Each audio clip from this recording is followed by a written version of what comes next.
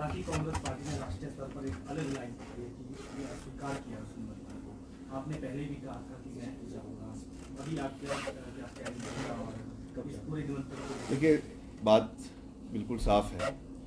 हम कांग्रेस पार्टी के कर्मठ कार्यकर्ता हैं। कांग्रेस पार्टी की विचारधारा हमारी विचारधारा है और हमारे भाजपा के साथ, आरएसएस के साथ और जितनी भी इनकी संगठन है जो आपके संघ परिवार के अंदर आते हैं, उनके साथ हमारे वैचारिक सिद्धांतिक मतभेद है, क्योंकि उनकी विचारधारा जो देश के लिए है और जो कांग्रेस पार्टी की और हमारी विचारधारा देश के लिए है वो बिल्कुल भिन्न है, बिल्कुल अलग है। हमने हमेशा उस सांप्रदायिक ताकतों का विरोध किया है जिन्होंने देश को बांटने की कोशिश करी है, प्रदेश को बांटने की कोशिश करी है और हमेशा करते रहेंगे। इसमें मैं बिल्कुल स्पष्ट शब्दों से ये बात कहना चाहता हूँ और इसको हमने सिर्फ कहा नहीं है, सिर्फ कहा नहीं है, इसको हमने करके भी दिखाया है। चाहे वो विपक्ष में रहते हुए विधानसभा में भाजपा को घेरने की बात हो, पूरे मुद्दों के साथ हमने घेरा, चुनावों के समय में घेरने की बात हो, पूरे आंकड़ों के साथ उनको घेरा। और उस समय भी मैंने ये बात कही थी जब विधानसभा के चुनाव चल रहे थे कि हिमाचल प्रदेश एक देवभूमि है। हिमाचल प्रदेश देवी देवताओं का के नाम से पूरे विश्व में जाना जाता है और हम एक सनातनी होने के नाते, एक हिंदू होने के नाते हमारा ये दायित्व है कि हम हिमाचल प्रदेश की देव संस्कृति को बचा कर रखें, हिमाचल प्रदेश की देव संस्कृति को बना कर रखें। और यही सीख हमें हमारे पूर्वजों ने दी है। मैंने उसमें जो हमारी तत्कालीन सरकार ने, वीरभद्र सिंह जी ने धर्मांतरण का कानून हिमाचल में लेकर आया, उसका भी उदाहरण दिया है जो रिकॉर्ड पे है। और उसके साथ साथ जो हमारे पूर्व प्रधानमंत्री है स्वर्गीय राजीव गांधी जी, उन्होंने ही 1989 में जो है वो रामलला के मंदिर का जो उसमें ताले तोड़कर मंदिर को खोलने का निर्णय उन्होंने उस समय लिया था। इसलिए हमको भाजपा से या आरएसएस से या किसी भी संघ परिवार के और किसी संस्थान से सर्टिफिकेट लेने की आवश्यकता नहीं है कि हम कितने हिंदू हैं और कितने हिंदू नहीं हैं। इसलिए मैं ये बात कह रहा हूँ, हमारी पार्टी की जो डायरेक्शंस होगी वो हमारे लिए मान्य है, मगर हमारी पार्टी की हाईकमांड का बहुत बड़ी सोच है। उन्होंने किसी को मना नहीं किया है कि आप जाइए या आप ना जाइए। उन्होंने अपनी बात रखी है, राजनीतिक रूप से रखी है, एक सोच के साथ रखी है। हम उसका मान सम्मान करते हैं, मगर हम जाएंगे जब जाएंगे। मैं ये नहीं कह रहा हूँ कि उसी दिन जाना है। उन्होंने ये कहा है आप जब भी जाना चाहते हैं, सब स्वतंत्र है, क्योंकि धर्म का राजनीति के साथ कोई भी लेना देना नहीं है। धर्म अपनी जगह है और राजनीति अपनी जगह है। इसलिए हम जाएंगे भी, जब भी जाना होगा हम जाएंगे। और राम मंदिर ही नहीं, हम और भी जितने भी मंदिर देश के अंदर है, चाहे वो आपका उड़ीसा में जगन्नाथपुरी है, चाहे महाकाल मंदिर इंदौर के अंदर है, चाहे तिरुपति का बालाजी मंदिर है, चाहे द्वारका मंदिर गुजरात में है, हर जगह हम समय समय पर जाते भी आए हैं, पहले भी जाते आए हैं और आगे भी जाते रहेंगे। मगर इसमें भी कोई दो राय नहीं है कि राम मंदिर हमारे लिए, सभी हिंदुओं के लिए, देश के लिए एक गर्व का पल है और इसे किसी राजनीतिक दृष्टि से देखने की आवश्यकता नहीं है। और जैसा मैंने कहा कि आरएसएस और विश्व हिंदू परिषद या जितने भी संघ परिवार के सोच है, उस सोच से हम बिल्कुल भी उसके साथ मेल नहीं खाते हैं, मगर फिर भी हम हिंदू हैं और हमारी उतनी ही आस्था राम भगवान में है जितनी किसी और की है।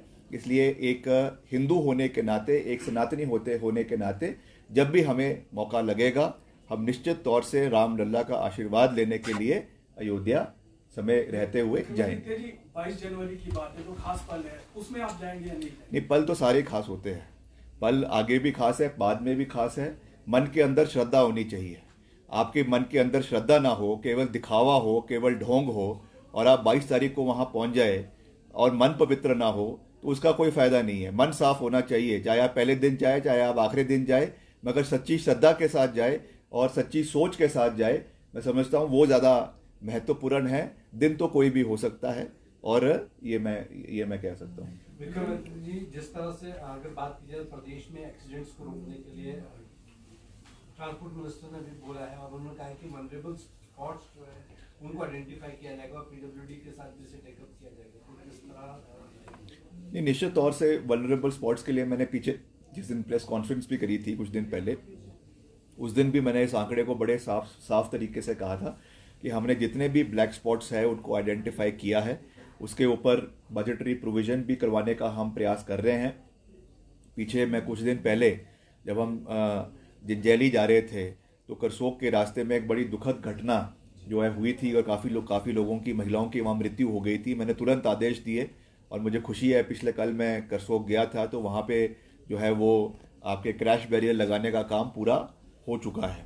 वैसे ही जितने भी ऐसे वनरेबल स्पॉट्स है, ब्लैक स्पॉट्स है, क्योंकि पहले ये पैसा डायरेक्टली पीडब्ल्यूडी को आता था, अब इसकी एक कमेटी जो है वो ट्रांसपोर्ट डिपार्टमेंट के अंतर्गत बनाई गई है। वहाँ से ये पैसा जो है वो आपके जो रोड सेफ्टी के लिए कंसर्न डिपार्टमेंट्स को एलोकेट किया जाता है, अवेयरनेस के लिए एजुकेशन को दिया जाता है, ब्लैक स्पॉट्स के लिए पीडब्ल्यूडी को दिया जाता है, गाड़ियों के बेहतर रखरखाव के लिए ट्रांसपोर्ट डिपार्टमेंट को दिया जाता है।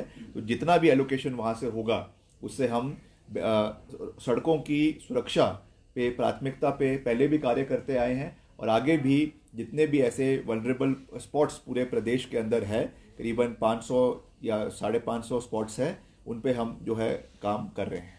विक्रमादित्य जी, इस बार की मंत्रिमंडल की बैठक हुई, इसमें आप शामिल नहीं हुए, क्या कारण रहा क्यों इसमें आप शामिल नहीं हो पाए? नहीं, ये चर्चा कुछ और भी है।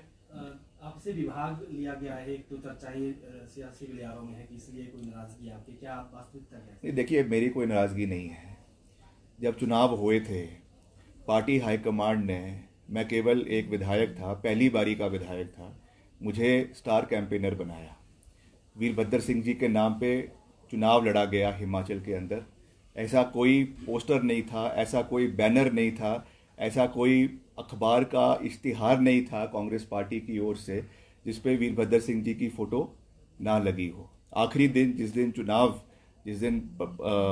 मतदान होना था, उससे एक दिन पहले पार्टी ने एक पोस्टर, एक एडवर्टाइजमेंट दिया जिसमें ये कहा गया कि मुझे भूलना मत, या ऐसा कुछ, और हमें ये जिम्मेवारी दी गई।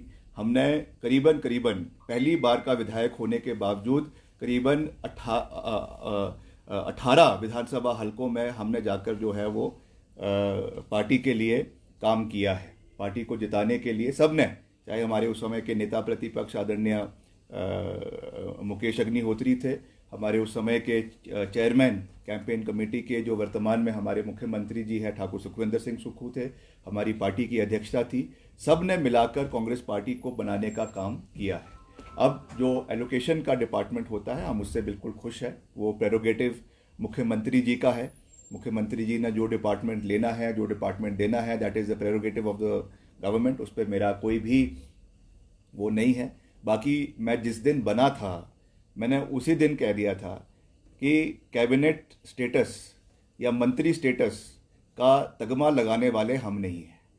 व्यक्ति जो है वो अपने कर्मों से जाना जाता है। कितने पोर्टफोलियोज किसके पास है या किसके पास कोई वो है, कोई स्टेटस है कैबिनेट का या नहीं है, ये चीज़ें ज़्यादा लंबे समय तक नहीं चलती। गवर्नमेंट सरकारें आती है, सरकारें जाती है, मगर हमें अपनी लोगों के साथ जो है वो अपना एक कनेक्ट बना के रखना चाहिए। और मुझे ऑन रिकॉर्ड कह रहा हूँ, मुझे इससे कोई आपत्ति नहीं है। ये मुख्यमंत्री जी का विशेष अधिकार है, हम उनका बहुत मान सम्मान करते हैं। जो उन्होंने जिम्मेवारी हमें दी उसको हमने बेहतरीन तरीके से निभाने का प्रयास किया। और पीडब्ल्यूडी में भी पिछले एक साल में जो आपदा के समय में जितना हमसे हो सका हमने मिलकर उस पर काम किया। एक साल में जितना एज स्पोर्ट्स मिनिस्टर मैं कर सका हमने किया, मगर उसमें बहुत सी चीज़ें थी जिसको हम अभी इम्प्लीमेंट नहीं कर पाए क्योंकि फाइनेंशियल क्रंच बहुत था प्रदेश में और आपदा का समय था। मगर फिर भी अब जिसको भी ये मंत्रालय दिया गया है मैं उनको शुभकामनाएं देता हूं। उनके साथ भी मैं बैठकर चर्चा करूंगा और इसके ऊपर भी जो भी युवाओं के उत्थान के लिए, खिलाड़ियों के उत्थान के लिए, क्योंकि नशा एक बहुत बड़ा समस्या प्रदेश के अंदर बना हुआ है, इसलिए उसके लिए युवा जो खेल मंत्रालय है बहुत महत्वपूर्ण है युवाओं को नशे से दूर करने के लिए। तो उसमें जो भी सहयोग मैं अपनी ओर से दे सकता हूं उनको मैं देता रहूंगा। और इसी तरीके से हम मिलकर हिमाचल को आगे ले जाने में अपना योगदान देते रहेंगे। सर, शिक्षक अस्थायी शिक्षक भर्ती को मंजूरी कैबिनेट ने दी है। युवा कह रहे हैं कि विपक्ष देखिए, इस में पे पहली बात तो मैं उस दिन कैबिनेट मीटिंग में नहीं था, इसलिए मुझे उसके बारे में जानकारी नहीं है। दूसरा, जो कंसर्न मिनिस्टर है, आप उनसे इस विषय के ऊपर बात करें, माननीय शिक्षा मंत्री। किस तरह की तैयारियां रहेंगी सर, और किन मुद्दों को लेकर जनता के बीच में जाएंगे? जी, हम जनता के बीच में जाएंगे, पूरी मजबूती के साथ जाएंगे। सबसे बड़ा तो ये है कि जो विपरीत परिस्थितियों में हमने काम किया, मुख्यमंत्री जी ने 4,500 करोड़ रुपए का पैकेज बिना किसी सहयोग के केंद्र सरकार से हिमाचल की जनता को दिया। जल शक्ति विभाग है, चाहे शिक्षा विभाग है, चाहे पुलिस कांस्टेबल्स की भर्तियां हैं, चाहे आपके पैरा ऑपरेटर्स की, पंप ऑपरेटर्स की भर्तियां हैं, उनको लगातार उस खोला जा रहा है। करीबन 4,500 पैरा पंप ऑपरेटर्स आपके IPH में उसकी स्वीकृति मिली है, तो एक बड़ा नंबर है। तो मिलकर हम इन चीज़ों के ऊपर भी काम कर रहे हैं। कुछ जो कमियां कुछ हमको भी नज़र आती है, कुछ जनता भी हमको उसके बारे में जानकारी देती है, क्योंकि हम एक डायरेक्ट संवाद प्रदेश की जनता से रखने का प्रयास करते हैं। तो मैं उसमें भी युवाओं को कहना चाहूँगा कि जो कुछ ऐसी भर्तियां हैं जो रुकी हुई है, कई हमारी JOA 817 है या 830 है, कुछ उनकी जो पोस्ट कोड्स है, उनकी भर्तियों में थोड़ा सा एक प्रोसेस रुका हुआ है।